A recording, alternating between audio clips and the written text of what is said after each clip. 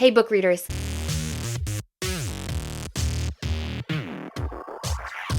Today we're going over all the books I read in September. I had 3 books that I read on my Kindle, and I had 7 books that I listened to via audiobook. So we're going to go through each one, and I'll tell you a little bit more about them. Okay, so first I read A Cross Country Wedding by Courtney Walsh.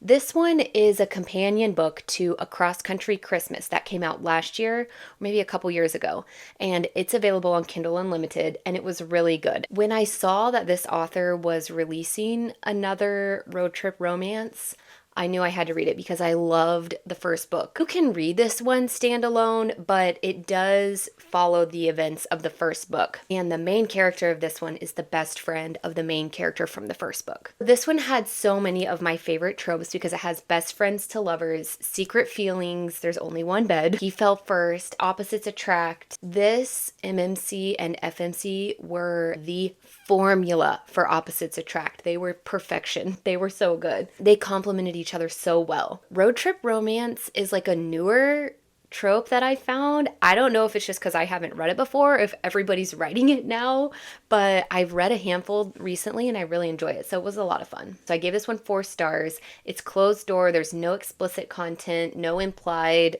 no language. And no major trigger warnings. It's a really happy read with some good character growth. So I definitely recommend this one. So this one is like a romantic comedy fantasy mashup that I haven't read very often, but it was really unique and quirky, and I think a lot of people will like it. I just had some trouble getting into it. I kept feeling like I wanted more, but I couldn't tell you of what exactly. It's like a silly and lighthearted, but also like attempted murder. It was interesting, but it had quirky writing. It's like a grumpy sunshine trope where this is like the Sunshine's origin story as a villain. So it was unique and I liked that aspect. I just had some trouble getting into it. But I did like the ending. The ending came upon me really quick and it made me interested in book 2. So I'm definitely going to read book 2 and see where that takes me. And it might make me have better feelings about book 1. And this one had nothing explicit. It has one kiss that's not even like on purpose. So I feel like the next book might have more of that. But it's a dual POV. It has hidden feelings and like a unique genre mashup. So if that sounds good to you, I think you'll like this one. After that, I read Accidentally Amy, which is by Lynn Painter. And she is an author who has published several books through traditional publishers.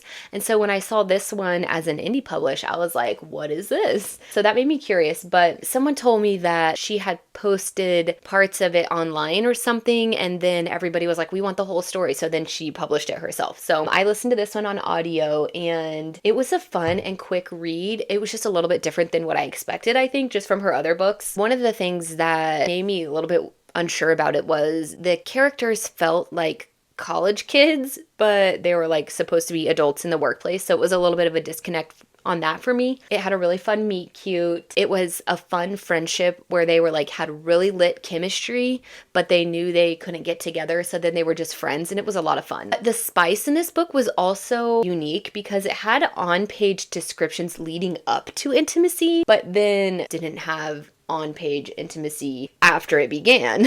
So it was unique. And it seems like a balance that some readers will really appreciate with like spicy and less spicy readers enjoying the story because it has like emotional tension and angst, but then not as explicit descriptions. It also has a unique way of switching POV between MCs in the same chapter, which I love and I love to see. And it always requires a really talented writer. So I appreciated that. I'd love to read more books with this style of writing. So if you know any that are really good dual POV within the same chapter, send them my way. And that one's available on Kindle Unlimited. Next, I read Just the Nicest Couple by Mary Kubica on audiobook. So she wrote Local Woman Missing, which I read last year and I loved. It's like a suspenseful mystery thriller that had me so mind blown. So this, when I saw she had a new one out, I read it right away. This was suspenseful with some mystery that engaged me throughout and had me like, what the heck is going on? But enough breadcrumbs to where I felt like I could possibly figure it out, but not fully figure it out. So it was a lot of fun. I have no complaints about the audiobook performance. This is good for you if you like hiding a murder and missing persons and trying to figure out what's going on. And the dual POV was a lot of fun. So I recommend this one as well. Perfect for spooky season. After that, I read The Brothers Hawthorne, which takes us back into the Inheritance Games world, and it was really good. If you liked that world, you're gonna like this one too. The only thing I'd like to warn you about this is it's new narrators. So Avery is still in this book, but she plays a lesser role and she's not a narrator. So this time we get Grayson and Jameson's POV, which I loved. It was almost like Sherlock Holmes-ish to see their inner workings of like working through things, and it was really cool. And we get flashbacks of their time growing up with their grandfather, and then we also get a continuation of current conflict that ended in book 3. So if you like that world and like the riddles and puzzles and everything going on, you'll like this one too. I really enjoyed it. I don't have many complaints. I am perplexed that the series is still going, but it definitely ended with like there's another book coming, which she has announced is coming next year. So definitely recommend. I gave it 4.5 stars. I really enjoyed it. And this one continues to be appropriate for the YA group. It's not romance heavy. There's nothing explicit. It was a lot of fun. After that, I read The Right Time by Allie Samberts, which is the sequel to The Right Place. What I really appreciated about this one is that the author included a note at the beginning, which perfectly set my expectation. One thing about me is I love going in blind to books, but I have been burned so many times. Her note was perfect because it set my expectations without giving me any spoilers. So basically she's like, I really hope you loved book 1. Just a heads up, book 2 is way different than book 1. It's just different. So heads up. The writing in the first book made me so interested in the characters. I had to read this one to know their love story and to know what happens. I'd say it's definitely a different vibe from the first book. Like the first one is just their falling in love story. And this one is like the FMC's backstory of like what she's been through, what she's still working through, and she falls in love. I love the back and forth timeline and flashbacks, and it was really emotional. And the MMC is a total cinnamon roll. So if you want a cinnamon roll, dude, this is your guy. They're both teachers. It has found family. It has he waits for her. It's always been you.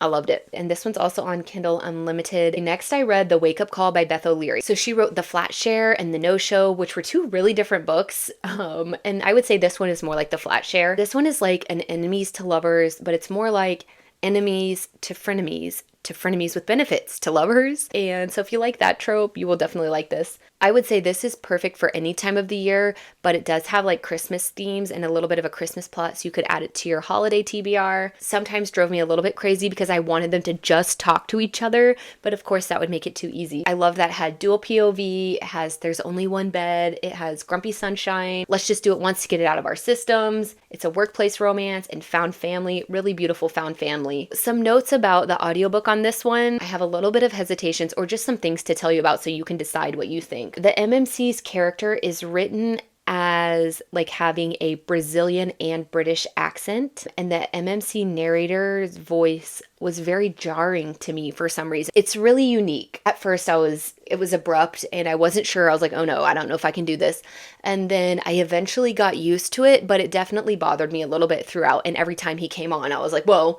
And then I was able to finish it and I didn't stop. But if you're not a big fan of accents, this one might not be for you on audio and you might want to do the physical. Another unique thing is this is the first book I've read with the friends to benefits situation where it doesn't have open door scenes. And so that was really unique. A little bit similar to The Roommate Pact by Allison Ashley. The author did a good job of showing tension and like build up and showing the emotions without needing explicit descriptions. So I describe it as like cracked door just because of some of the small details, but there was nothing that I skipped myself. Definitely readers who like enemies to lovers will like this one. Next, I read Better Hate Than Never by Chloe Liese. So this is an author that I really want to love, and I think she just maybe isn't for me, unfortunately. I will say if you liked her previous books, you will continue to like this one. They just have all started feeling very similar to me. I just don't think I'm necessarily the reader that she's writing for, and that's okay. But I'll tell you about it so that you can figure out if it would be one that you would like. She always has really good neurodivergent representation and chronic illness rep. So the MMC in this one has chronic migraines and the FMC has ADHD,